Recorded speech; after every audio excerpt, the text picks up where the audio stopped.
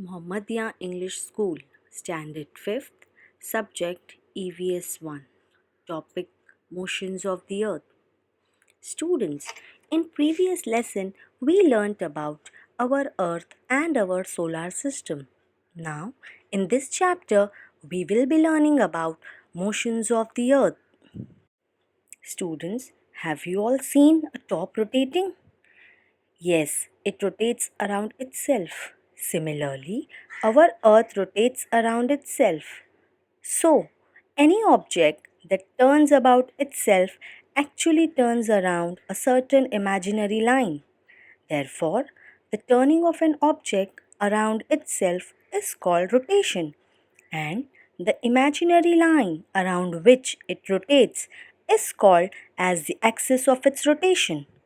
So, we can term that the earth rotates around its axis. Now, what you can see on the screen? Yes, a globe. Here you can see two ends, that is N and S. The N is the North Pole and the S is the South Pole. Therefore, the line joining North and the South Pole is NS line and is called as an axis of the earth. Now, what is equator? The imaginary circle present exactly between the north and the south pole on the surface of the earth is called an equator. Moving further, as we all know that the movement of earth around its axis is called rotation. The earth takes 24 hours to complete one rotation around its axis. Therefore, the part of the earth that faces the sun has day, while the other part, which is not facing the sun, has night. Through this rotation, we are able to identify sunrise, noon, and sunset. As we all know that the period from one sunrise to the next sunrise is called one day, and each day is divided into 24 equal parts for the purpose of measuring time, and this one part is termed as an hour. Now, coming to our next point, we are all aware that Earth keeps on rotating around itself as well as around the sun, which is termed as revolution. Therefore, the time period which the Earth takes to complete one revolution around the sun is called year, and it takes 365 days and 6 hours to make one year in Gregorian calendar. Coming to our next point, we will talk about leap year, which comes after every 4 years, in which we are having 29 days in the month of February. Now, moving further, we will talk about phases of the moon. Students, here in this picture, you can see different phases of moon. Now, what is full moon?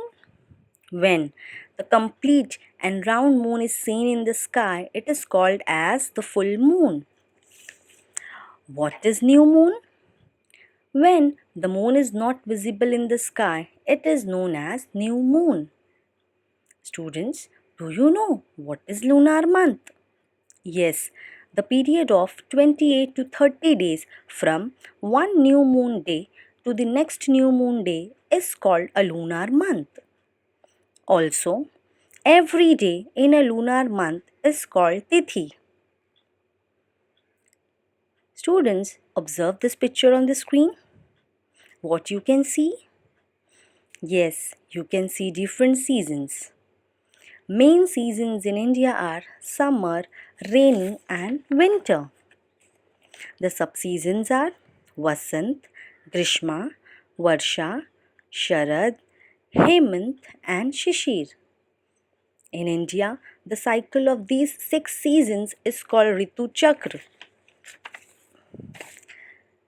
Many of our Indian festivals, songs, and games are dependent on these seasons.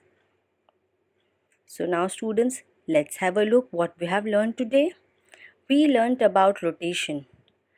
Rotation of the earth causes day and night.